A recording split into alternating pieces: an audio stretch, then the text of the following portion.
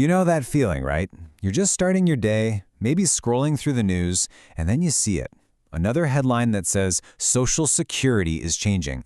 And let's be real, your first reaction probably isn't excitement. It's more like a little knot forming in your stomach.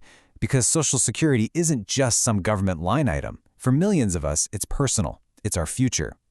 And that quote right there just nails it. This isn't about politics or spreadsheets. It's about your rent, your groceries, your medicine. It's real life. So when you hear that the rules for that money are changing, yeah, it lands differently. That's why we're doing this. Before the rumors and the alarmist headlines take over, I want to give you the real story on the 2026 changes, a clear, complete, and totally honest guide. We're going to cut right through all that noise. So here's our game plan. We've set this up to take you from a place of anxiety to a place of action. First, we'll talk about why this stuff is so stressful. Then we'll look at the pressures on the system. The main event will be Section 3, where we break down every single 2026 change. After that, we'll tackle the big one, the long-term future.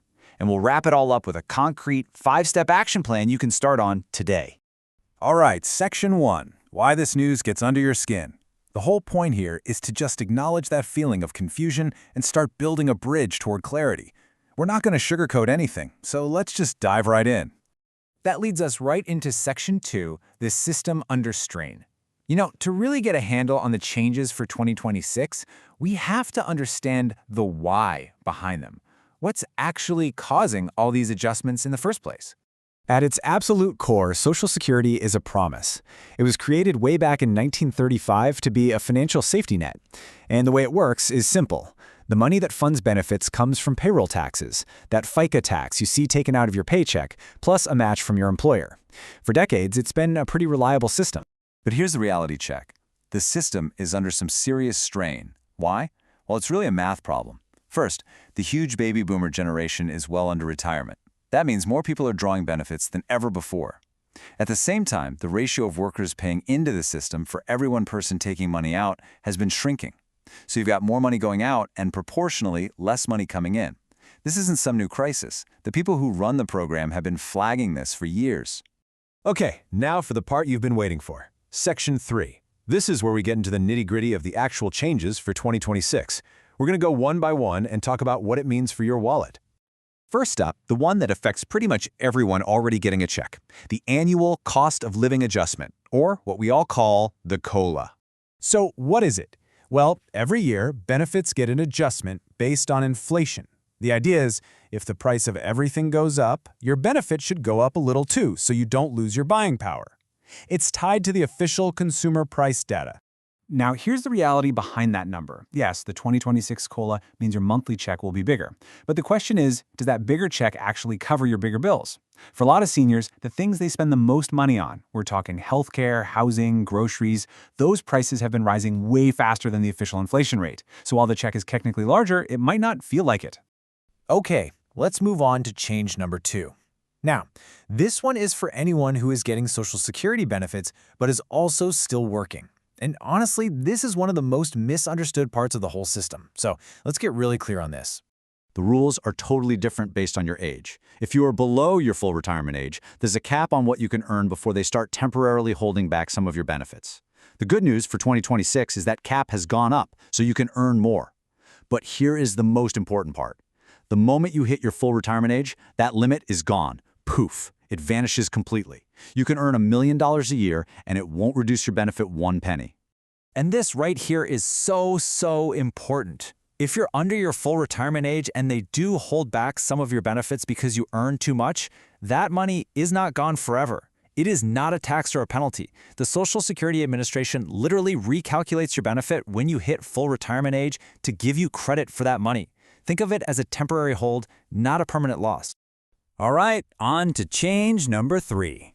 This one mainly hits people who are still working and paying into Social Security, and specifically, higher earners. It's all about the maximum taxable earnings. So you know that Social Security tax that comes out of your paycheck? Well, you don't pay it on every single dollar you earn. There's a cap, and any income you make above that cap is not taxed for Social Security. And that cap goes up almost every year. It's going up again in 2026. For most people, this doesn't change a thing. But if you're a high-income earner, it means you'll be paying Social Security taxes on a bigger chunk of your income. And now for a big one, change number 4, and boy has this created some confusion over the years. We're talking about the full retirement age, or FRA. This is the magic age when you're eligible for your full 100% unreduced Social Security benefit. As you can see, this number hasn't stayed put. For our parents or grandparents, 65 was the age. But for anybody born in 1960 or later, which is a whole lot of us, your full retirement age is now 67. And as more people hit retirement in 2026, this 67 number becomes the new normal. You have to know your number. So what? Why does this matter so much? What does claiming at different ages actually do to your monthly check? This is where the rubber really meets the road. This chart just lays it all out. You can still start taking benefits at 62, the earliest possible age. But if your full retirement age is 67, claiming that early means a permanent haircut on your benefits of up to 30%. Ouch. If you wait until 67, you get your full 100%.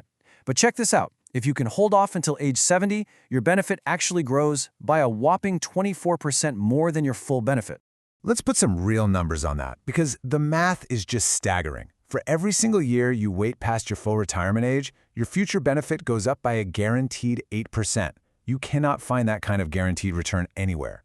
So look at this example. If your full benefit at 67 is $2,000 a month, just waiting 3 more years to age 70 turns that into $2,480. That is an extra $480 in your pocket every single month for the rest of your life. It's just huge. Okay, let's talk about our 5th update. And this one is often a very unpleasant surprise for new retirees.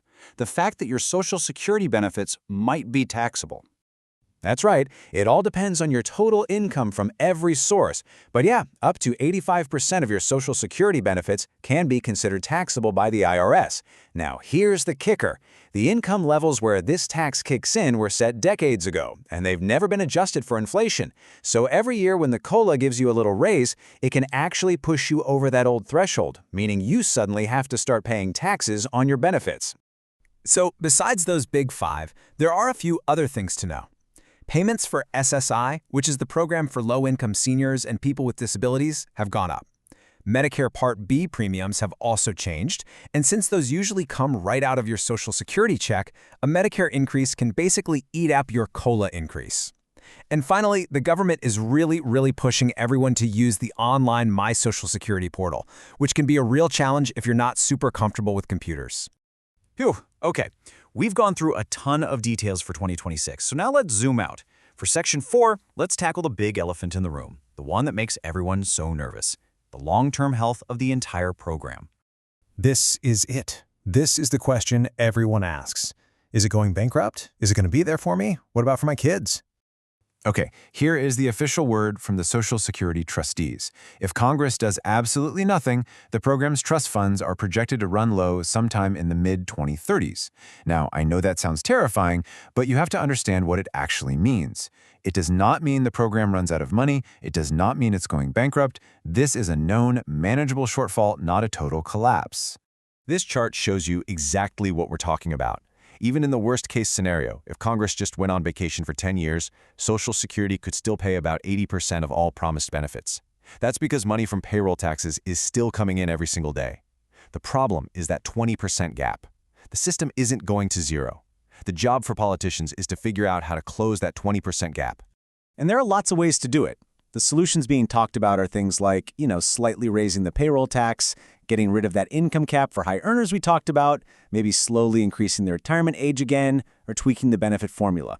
It's really a political question of which mix of solutions they choose. But the bottom line is, changes will come, but the program itself isn't going anywhere. All right, we have covered the why, the what, and the long-term outlook. This brings us to the final and I think the most important section, your action plan. Let's shift from just learning about this stuff to doing something about it. What can you do right now? Here it is, your 5-step plan. Number 1, and if you do nothing else, please do this. Go to ssa.gov and create your My Social Security account. Check your earnings history for mistakes. One little error from years ago could cost you thousands over your lifetime. 2, know your full retirement age and play with the online calculators. See for yourself what claiming at 62 versus 70 looks like in real dollars. 3, think about how your benefits will fit with your other income and, yes, your taxes. 4, get your information from good sources, not from your cousin's Facebook post. And finally, number 5, and this is critical if you're married, understand survivor benefits. Your decision about when to claim can have a massive impact on your spouse's financial security if you die first. And really, that's what this all comes down to. The changes for 2026 are real. Some are small, some are complicated, and they're all part of a much bigger story. But you deserve to understand all of it. Not the scary, clickbait version, but the real, honest version that actually gives you the power to make smart decisions for yourself and for your family. So I'll leave you with this one question. We've gone from the anxiety of those headlines to a clear-eyed look at the facts and a plan you can use. Now that you have the full picture, what is the very first step you are going to take? Are you going to go online and check that earnings record? Are you going to sit down with your spouse and talk about a claiming strategy? Whatever it is, taking that first step, that's everything. Thanks for your time.